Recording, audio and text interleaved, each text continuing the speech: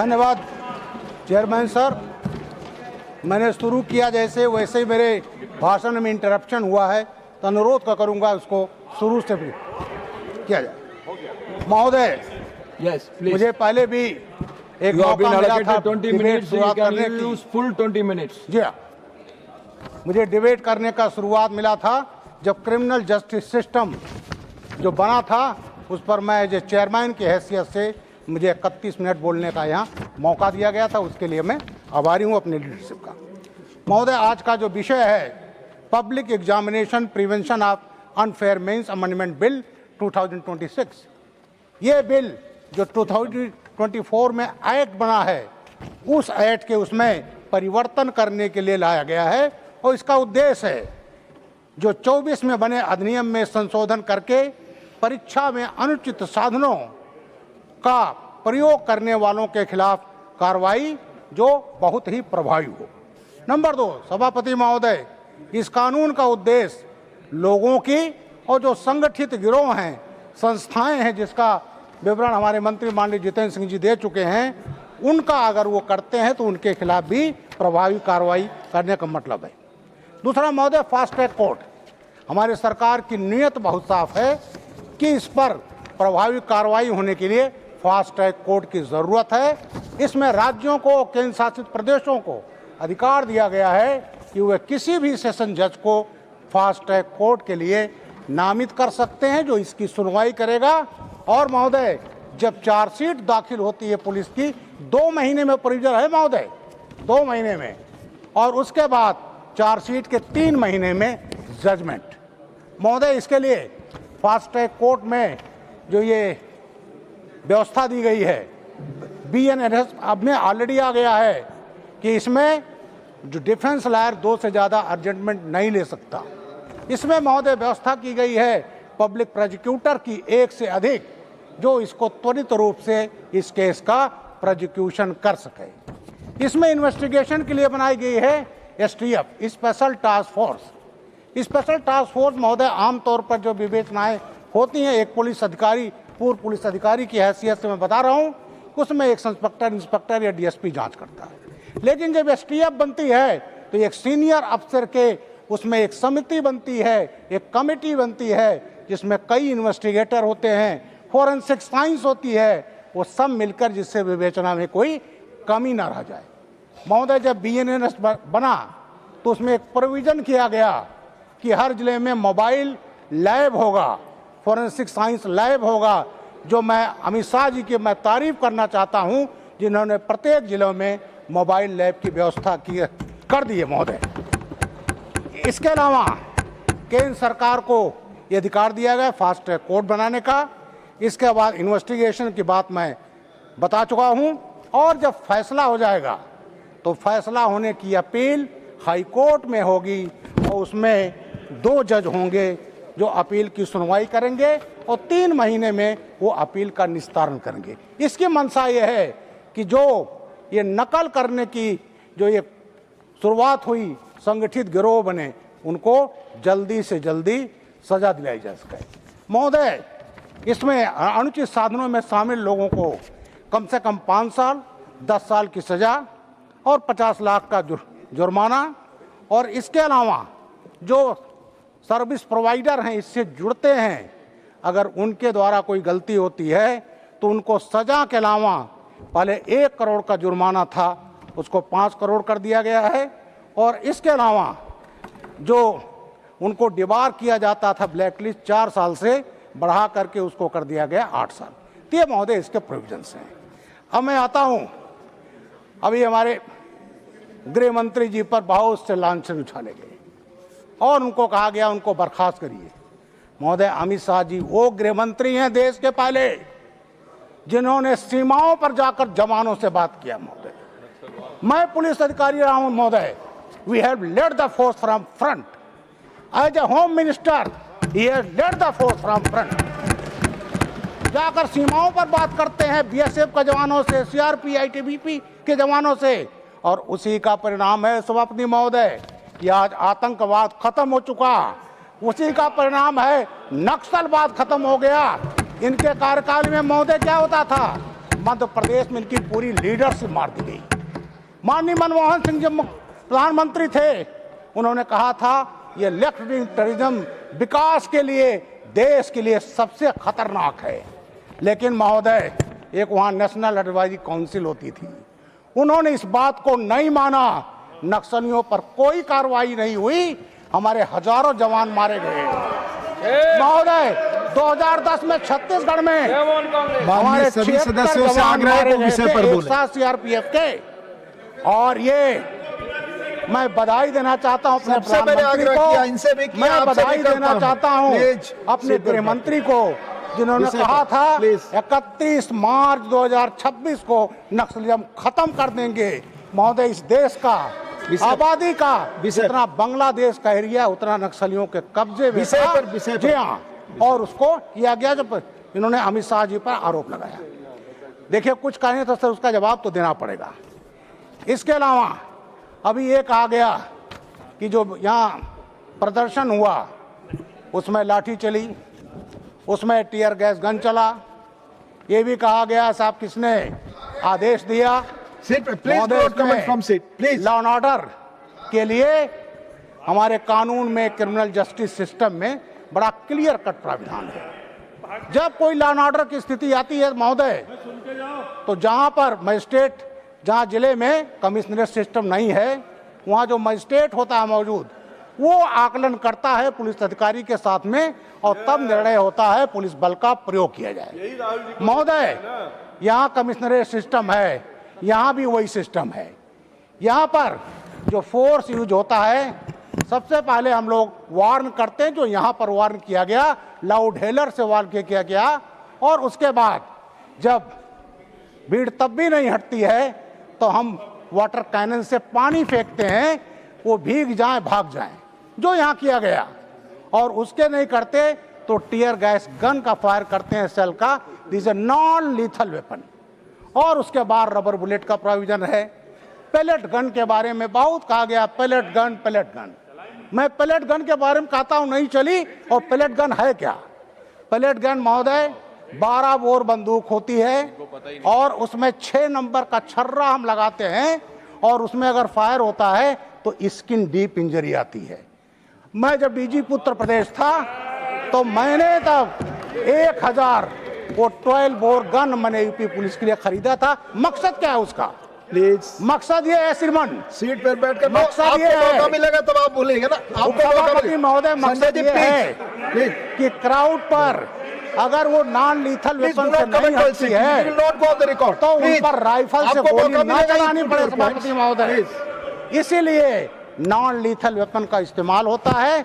और महोदय, कहा गया गोली चलाएगी कांग्रेस के सबसे बड़ी लीडर ने। महोदय, गोली चलाई गई थी ही पार्लियामेंट के सामने 7 नवंबर 1966 को, जब यहाँ साधु थे, संत थे, गायें थी। क्या मांग था उनका? मांग था गो हत्या ना हो। और यहाँ पर सीधे 303 राइफलों से गोली चलाई गई थी। 8 संत की हत्या हुई थी, गायों की हत्या हुई थी। कांग्रेस की सरकार थी, इनके पार्टी की दूसरी प्रधानमंत्री थी। और उसके बाद यहाँ पर स्वामी करपात्री जी ने, महाराज ने साफ दिया था। उन्होंने कहा था मैं संतों का खून माफ करता हूँ, लेकिन जो गौ माता की हत्या हुई है उसको मैं माफ नहीं करूंगा। तो ये महोदय गोली तो ये लोग चलाते थे। महोदय, अभी कहा गया असम में किए, बंगाल में किए, और बड़ी हठधर्मिता बीजेपी की रही कि छात्रों से इन्होंने वार्तालाप नहीं किया। हमारे मंत्री जी बैठे हैं यहीं पर, माननीय जितेंद्र सिंह जी, माननीय नड्डा जी, जब हुआ तो उन्होंने वार्तालाप किया छात्रों से किया, असामाजिक तत्वों से नहीं किया, पूरा प्रयास किया। और महोदय, हठधर्मिता थी कांग्रेस की। 1983 फरवरी इलेक्शन होना था असम का, उसमें ऑल असम स्टूडेंट संग्राम परिषद आसू और वहाँ के संगठन क्या डिमांड कर रहे थे कि चुनाव कराने के पहले जो बांग्लादेशी हैं, घुसपैठिए हैं, उनके वोटों लाखों लाख न डालेंगे, उनको हटा दो तब चुनाव कराओ। लेकिन हठधर्मिता ये हुई कि नहीं किया गया। अनशन जोर पकड़ा और फरवरी 83 में नेली नरसंहार हुआ था महोदय। नेली 3000 से ज्यादा लोग मारे गए थे सर। तो ये हत्याएं तो ये कराते थे। कश्मीर हम अभी भूले नहीं है महोदय। ये लोग कह रहे हैं कि साहब आपने कुछ नहीं किया। अरे आप ही की सरकार थी, हजारों लाखों पंडित भगा दिए गए और वहाँ धर्मग्रंथों से, धर्म स्थलों से ऐलान होता था हिंदुओं चले जाओ, और क्या क्या मैं उसको यहाँ पर अपना उसको कह करके मैं अपने को कष्ट नहीं देना चाहता, और तब ये लोग चुप थे। आज भी उन पंडितों के बारे में जब कोई होता है तो उसकी बात नहीं उठाते। अब सभापति महोदय आता हूँ मैं। अभी हमारा समाजवादी पार्टी है, समाजवादी पार्टी के एक बड़े नेता का मैं बयान पढ़ रहा था कि साहब नीयत साफ होनी चाहिए, पेपर परीक्षा पर साफ नीयत जरूरी है। महोदय हमारी नीयत तो बिल्कुल साफ है, और नीयत साफ ना होती तो 2024 में ये हम एक्ट नहीं लाते। और उत्तर प्रदेश में महोदय हमारी नीयत साफ थी। जब 1992 में माननीय कल्याण सिंह जी मुख्यमंत्री थे और माननीय राजनाथ सिंह जी शिक्षा मंत्री थे, तो नकल विरोधी अध्यादेश लाए थे। महोदय यूपी बोर्ड दुनिया का सबसे बड़ा बोर्ड है, मैं भी उसी बोर्ड का रहा हूँ, उसी बोर्ड से पास किया हूँ। और जब ये हुई, ईमानदारी से परीक्षाएं होने लगी, क्योंकि जब एक सरकार 1989 में आई थी तो नकल का बोलबाला था, इसलिए ज़रूरत पड़ी, तो हमारी नीयत साफ थी। लेकिन जब 1993 का चुनाव हुआ तो समाजवादी पार्टी के बड़े नेता ने खुलेआम कहा था हमारी सरकार आएगी, कोई लड़का फेल नहीं होगा। महोदय परीक्षा में परीक्षा देते हैं तो फेल भी होते हैं, पास भी होते हैं। महोदय मैंने सन 70 में हाई स्कूल का इम्तहान दिया है और मेरी 77% पर यूपी में 43rd रैंक थी। मैंने 72 में इंटरमीडिएट दिया है तो मेरी 79% पर 10th रैंक थी। महोदय उस समय अगर इंटरमीडिएट का रिजल्ट 30-35% आ जाए का बहुत अच्छा रिजल्ट आया है।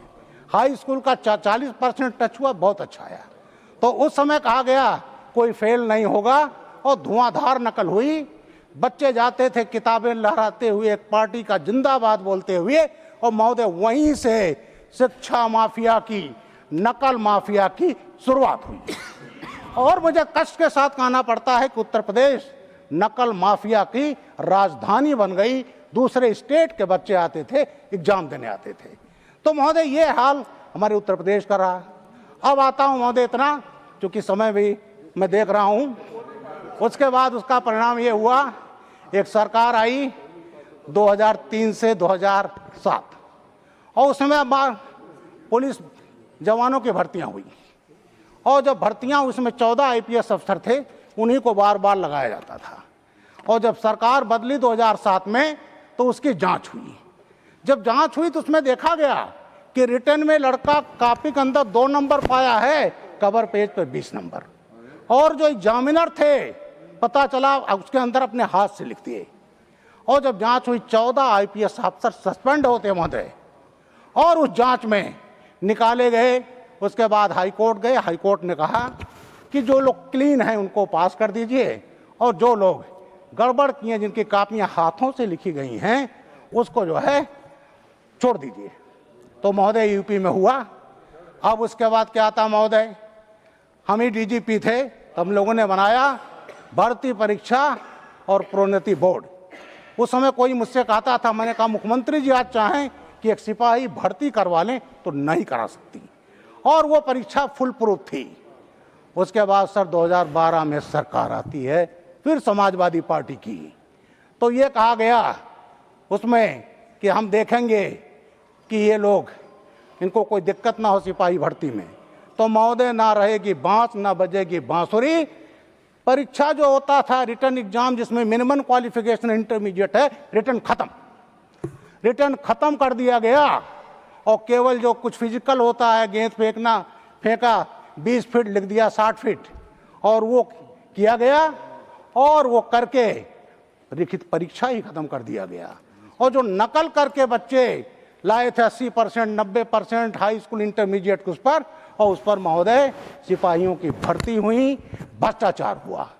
तो महोदय ये चीजें, इतना ही नहीं छोड़ा गया। पीसीएस हमारे यहाँ उत्तर प्रदेश PCS, उसमें भी घपला किया गया।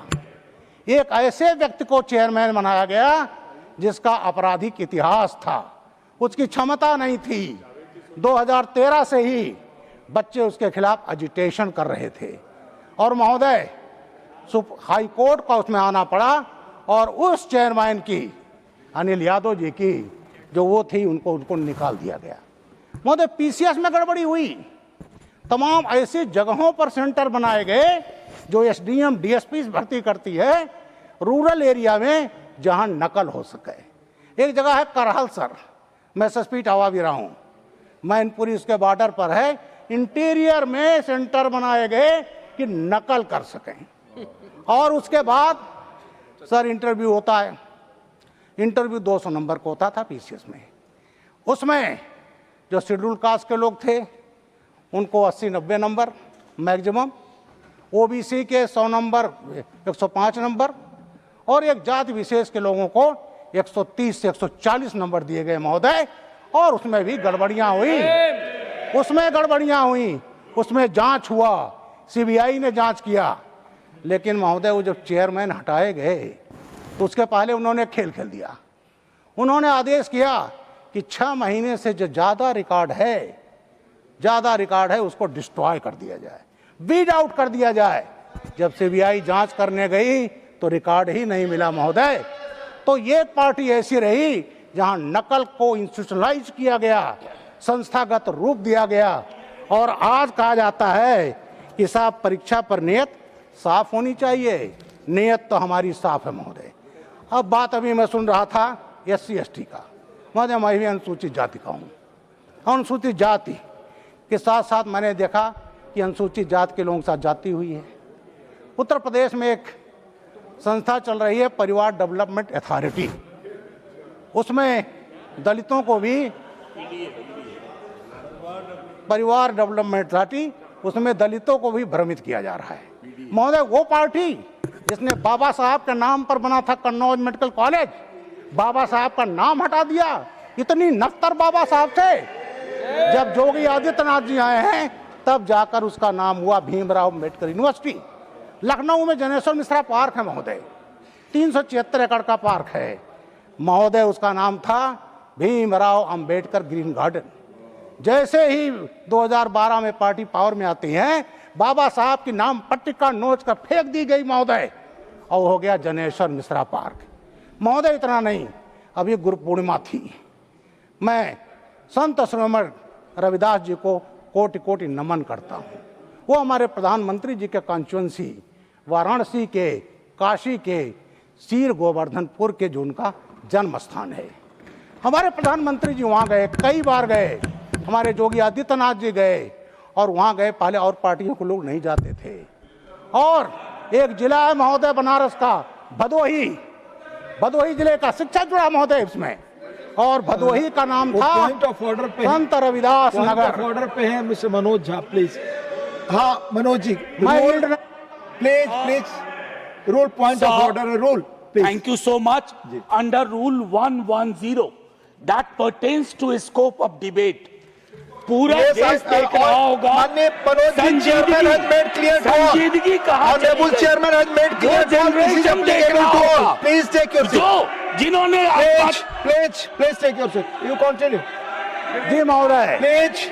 तो आज माननीय सदस्य प्लीज, माननीय सदस्य डिबेट आरंभ होने के पहले ही माननीय चेयरमैन ने इन सारी चीजों के बारे में आपको बता दिया, वो आप सबके लिए एप्लीकेबल है, आप सबके लिए एप्लीकेबल है। प्लीज। भदोही का नाम द्वारा रखा संत रविदास नगर, दलितों का सम्मान महोदय। जो उत्तर प्रदेश में भर्तियां हुई हैं, 9 लाख भर्तियां हुई हैं, कोई जांच नहीं, क्लियर और बिल्कुल ईमानदारी से हो रही है। पुलिस में 2,38,000 भर्तियां हुई हैं महोदय, और उसमें महिलाओं की भागीदारी करीब 40 लाख है। और योगी आदित्यनाथ जी ने 3 महिला बटालियन बनाई महोदय, PSC प्रोविंशियल आर्म्ड कॉन्स्टेबलरी, देश की सबसे बड़ी पार्लियामेंट्री फोर्स है स्टेट की, मैं भी उसका DG भी रहा हूँ। और उसमें क्या बटालियन बनी गई है, अवंती बाई लोधी बैकवर्ड, उदा देवी पासी 1857 की वीरांगना, उनके नाम पर बटालियन, और झलकारी बाई कोरी, उनकी बटालियन बनाई गई है। महिलाओं की जो पहली बार ये हुआ है बटालियन बनाई गई और उसको सम्मान किया गया। तो महोदय इस तरह से अब ये बात आई शिक्षा की, महोदय, मैं ST कमीशन का चेयरमैन रहा हूँ यूपी का।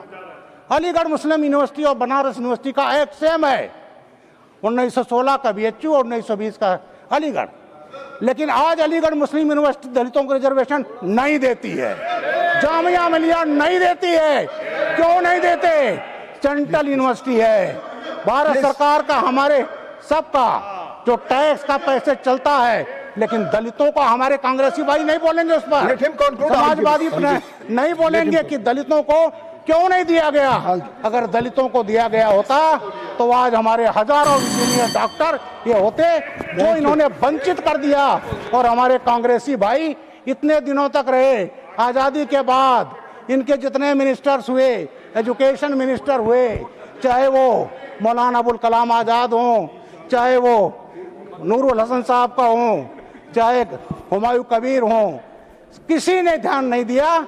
और सुप्रीम कोर्ट ने एक निर्णय दिया था 1968 में कि आप धर्म के नाम पर, जाति के नाम पर नहीं करते। सर, सुप्रीम कोर्ट का निर्णय भी नहीं माना गया, उस पर ये नहीं बोलेंगे कि दलितों को रिजर्वेशन को क्यों नहीं दिया। थैंक यू, बहुत बहुत धन्यवाद सब। हाँ, एक चीज और बोलना चाहता हूँ सर। अभी एक संजीव मुखिया का नाम बताया गया। थैंक यू महोदय, ऐसा है इन्वेस्टिगेशन में जब हम करते हैं तमाम देखेंगे नामजद होते हैं, नामजद होने से कोई मुलजिम नहीं हो जाता। जब इन्वेस्टिगेशन होता है थारो तो उसमें तय होता है कौन मुलजिम है कौन नहीं। अब तक फाइनली चार्जशीट लगती, जहां मुखिया की बात है उसको उठाया गया, जांच किया गया, लेकिन CBI को उस नीट की परीक्षा में असंलिप्तता नहीं। लेकिन बिहार के और केस में था, वो जेल में था, जेल में गया, वो भुगत रहा है। लेकिन इस चीज को बताया गया कि साहब छोड़ दिया गया, ये फर्जी नैरेटिव है। तो ये कांग्रेस पार्टी ये सब तो फर्जी नैरेटिव गढ़ने के माहिर है। सभापति, बहुत बहुत धन्यवाद, बहुत बहुत धन्यवाद।